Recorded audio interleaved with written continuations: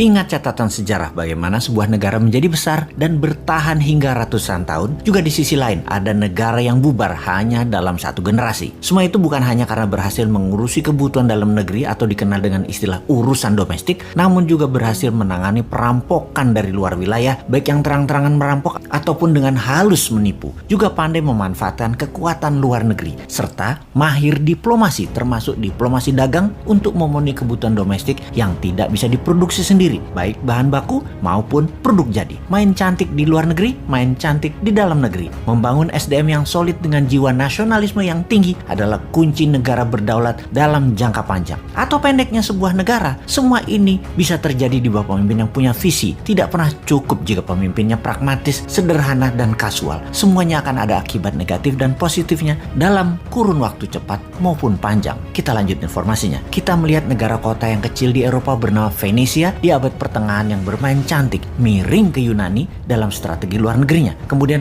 main indah ke dalam negeri dengan koleganza, yaitu equity crowdfunding atau urun dana untuk UKM. Seperti Santara tirulah saat ini. Kalau negara yang terkini, kita lihat Singapura dengan strategi miring ke barat, menjadikan Singapura negara kota yang kuat dalam maritim hub dan financial hub, menjadikan Singapura negeri dengan pendapatan per kapitanya salah satu yang tertinggi di dunia dengan 50 ribuan dolar per kapita atau hampir 12 kalinya pendapatan per kapita Indonesia. Padahal Singapura itu juniornya Indonesia. Indonesia lahir tahun 45, Singapura tahun 65. Bagaimana dengan Tiongkok yang di tahun 1970-an pernah kelaparan dahsyat yang membuat matinya penduduk lebih dari 5 juta dan sangat miskin hingga tahun 80-an. Yang dilakukan oleh Deng Xiaoping, pemimpin waktu itu adalah bermain cantik keluar negerinya, di mana di tahun 79 Deng Xiaoping memilih miring ke Amerika. Padahal saat itu Soviet, tetangganya Tiongkok, adalah kekuatan yang dikatakan terkuat di dunia dan sama-sama paham bernegaranya adalah komunis. Ternyata benar, sejarah berpihak ke Deng Xiaoping. Taruhan Tiongkok tepat di tahun 1991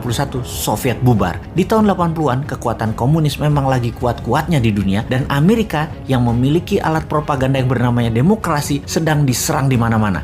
Untuk itu, apapun resikonya, Amerika mepet Tiongkok. Amerika perlu Tiongkok untuk menahan Soviet dan menahan Korea Utara setelah gagal di tahun 1975 di Vietnam yang menjadikan Vietnam negara komunis. Tiongkok pun kemudian diguyur dana besar dan banyak perusahaan barat masuk ke Tiongkok dengan syarat Tiongkok berpihak ke sekutu. Tiongkok yang di tahun 70-an income per kapitanya di bawah Indonesia melakukan strategi luar negeri yang cantik yang berbuah pada saat ini income per kapitanya 5 kali Indonesia. Selama 10 tahun kemudian hingga tahun 1989 Tiongkok menggeliat naik ekonominya. Banyak reformasi dilakukan di dalam negeri. Perusahaan sekutu barat serta perusahaan globalis banyak memindahkan pusat produksinya ke Tiongkok karena SDM yang kuat kerja serta murah. Di tahun 89, bulan Juni, mahasiswa demo di Tiananmen menuntut demokrasi meledak. Efek pemahaman barat mulai masuk ke sendi bernegara Tiongkok. Mahasiswa ingin bebas demokrasi. Deng Xiaoping dilema, memihak barat sesuai dengan perjanjian dengan Ronald Reagan, sekutu barat,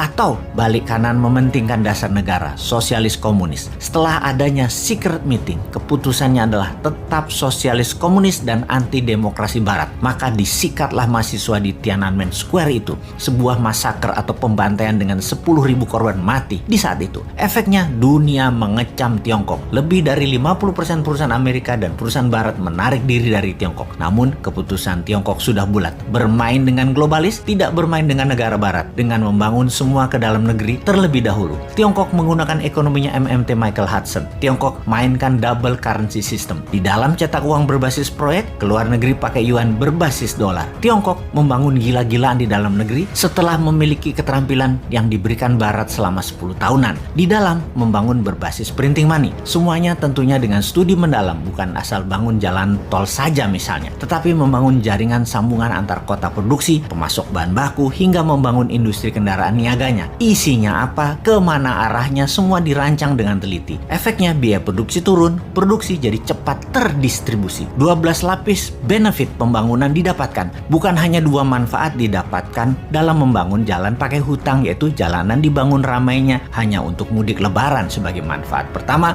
dan dapat sohor populer terlihat membangun, yaitu manfaat kedua, yaitu negara tetangga yang punya begituan bukan Tiongkok.